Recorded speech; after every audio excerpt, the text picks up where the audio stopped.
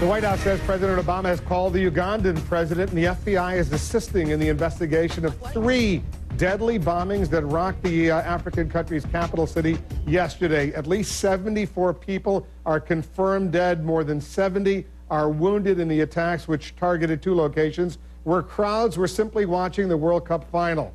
This was the scene at one restaurant just moments before it was hit. Among the fatalities, an American identified as Nate Henn. A week of national mourning begins in Uganda tomorrow. This is an awful story. Let's dig a little bit deeper. The Somali Islamist movement known as Al-Shabaab, which has ties to Al-Qaeda, is claiming responsibility for the blast. It calls the violence retribution for Ugandan troops in Somalia assisting in the peacekeeping effort there.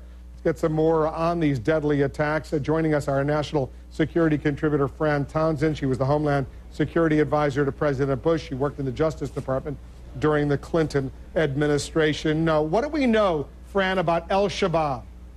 Al-Shabaab has pledged their allegiance, if you will, Wolf, to Al-Qaeda, much like we've heard Al-Qaeda in the Arabian Peninsula. And look at the Pakistan Taliban, how they cooperated in the attempted Times Square bombing. And so it's another one of these affiliates around the world, this time in Africa, that's closely aligned to both Al-Qaeda's philosophy and their tactics. Can we assume that Al-Shabaab is simply Al-Qaeda? You know, I think that's the easiest way to think about it. They have regional goals. They're angry over the African peacekeeping force.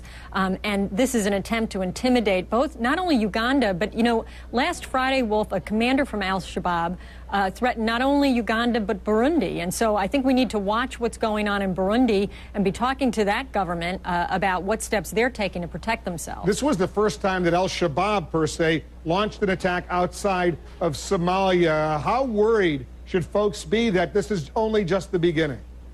Well, Wolf, I wish it were just the beginning. I mean, after all, you know, we heard this from the administration after the Christmas Day attempt on the Detroit plane.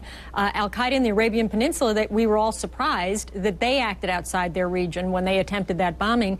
Same thing with the Pakistan Taliban when they assisted in the attempt in Times Square. What we're seeing is this pattern of these heretofore regional groups, ones that only acted in their own regional interests, acting outside that, outside their own countries or their own regions. And it's a very disturbing trend because it's very difficult to predict when one of these groups goes from acting in their own country and in their own regional interest to a much more international kind of attack.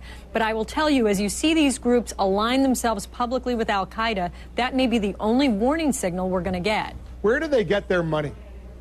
Well, hard to say. You know, one of the things that the FBI has been worried about over the last 9 months to a year are where they get their fighters from. Actually, there's been this Somali American community has complained to the FBI and been cooperating because young men from the United States are recruited and then travel over to Somalia where they're kept there to fight. And the big worry, as you can imagine, is not only will they fight there, but that they may then use their American citizenship or travel documents to return to the United States. The whole notion, though, of Somalia becoming a base, the Al-Shabaab argument was that since Uganda and Burundi, for that matter, they had troops, peacekeeping troops in Somalia, part of an African unity force. This was unacceptable, and they were going to go attack what was clearly a soft target, a very soft target in Uganda.